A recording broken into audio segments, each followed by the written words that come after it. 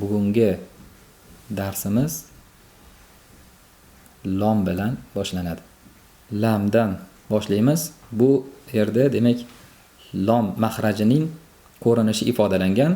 Tilimizning demak oldi qismi ro'parasidagi yuqori tanglayga tegadi. Mana bu belgi esa havoning yo'nalishini e'tiborga olinganligi uchun bu joyga qo'yilgan.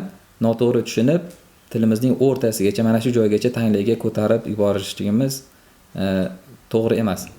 Chunki al deganimizda havo bu yonidan tilimizning va narigi yonidan mana shu joydan havo yo'nalishi o'zgarganligi uchun, burilganligi uchun mana shu yerdan belgi berilgan, lekin tilimizning uchi mana shu yuqori tanglayda turadi. Al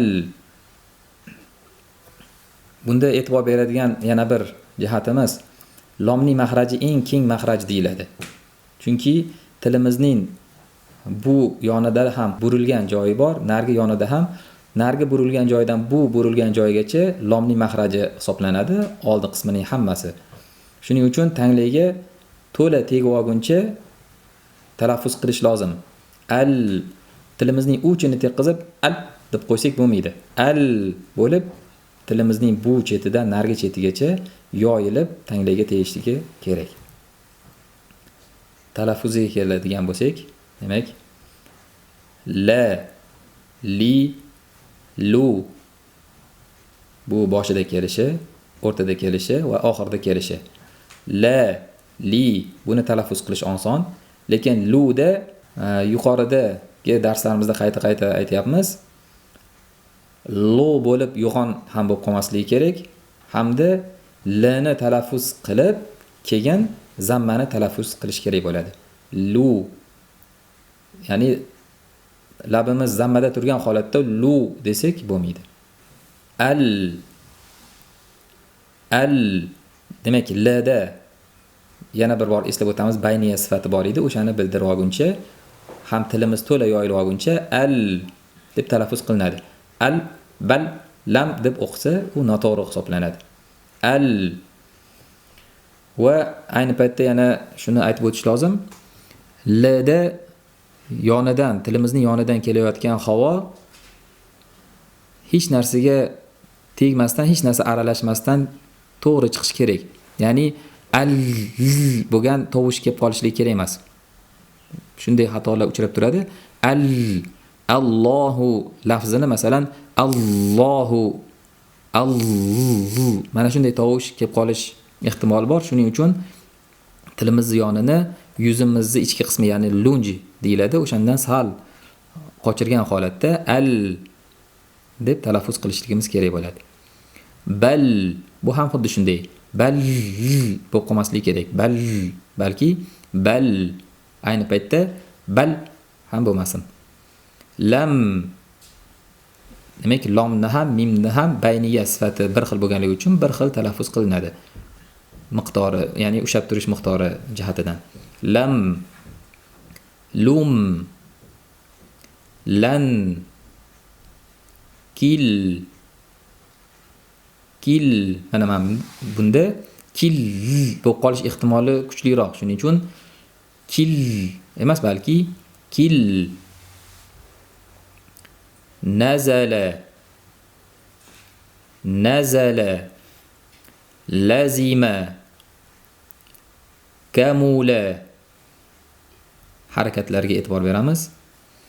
Anzala buni ikki xil o'qish mumkin. Demak, ixfodan xabari borlar anzala deb nunni ixfo harfi bo'lmasa zga yo'liqqanligi uchun ixfo qilib ham o'qishlari mumkin, yoki nni bayniya sifatini bildirib anzala deb o'qishlari ham mumkin.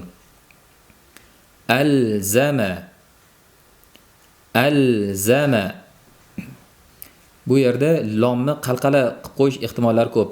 Alzama tilni tanglayga teqizgandan keyin tez tortib olishlik durust bo'lmaydi. O'sha tegishi bilan tortib olishlikdan tebranish kelib chiqib qolishi mumkin. Uni qalqala deyiladi. Alzama emas, balki alzama.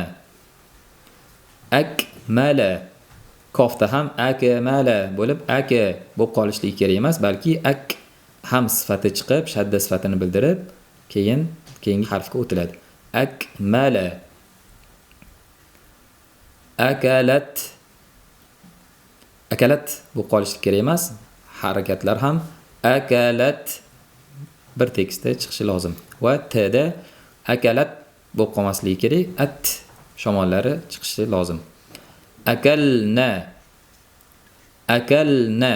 Mana bu yerda e'tibor berishligimiz lozim bo'lgan bir jihat bor.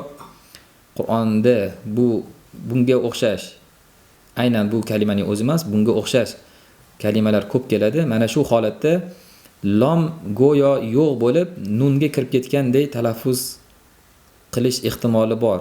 Xato hisoblanadi. Shuning uchun masalan xato talaffuz qilsa akanna, mana shunday ko'rinishga ketib qolish mumkin. Akanna, akalna, lni yaxshilab bildirib, keyin nunga o'tishligi kerak. Akalna. Bunga o'xshash kalimalar masalan Naba surasida, ya'ni amma yatasaalun, hamma ko'pchilik yodlagan surada waja'alna degan oyatning boshida shu kalima ko'p keladi. Waja'alna sirajan wahaja. Waja'alna deb tez o'qiganda ayniqsa waja'alna lom bilinmay ketib qoladi. Shunda waja'alna va anzalna kabi kalimalarda mana shunga o'xshash akalna lomni bildirib keyin nunga o'tilishi kerak bo'ladi. Akalta, akalti. Akalti deb o'tilmaydi. Lomni sifatlari, harakatlari miqdori bilinishi lozim. Akalti, akaltu, akaltum. Ana lom qancha miqdor bo'lsa, mimda ham bayniya sifat ikkalasida ham shunday miqdorda bilinishi lozim. Akaltum. Bulbul. Yalamlam. Yalamlam desa bo'lmaydi. Mimlarni bayniya va g'unna sifatini bildirish lozim. Yalamlam. Tazalzala. Tazalzala emas, tazalzala. Lomni sukunini bildiramiz. Yatazalzalu. Yatazalzalu. Mutazalzil. Demak, lom mutazalzil bo'lsa bo'lmaydi. Ayni paytda mutazalzil deb mni zammasini ham bilinmay qolish ehtimoli bor. Shuning uchun mni talaffuz qilib, zammasini ham to'la talaffuz qilib olish lozim. Mutazalzil. Mutazalzil. Mana shunday talaffuz qilinadi. Boshidan bir o'qib beramiz. La, li, lu, al, bal, lam, lum, lan, kil,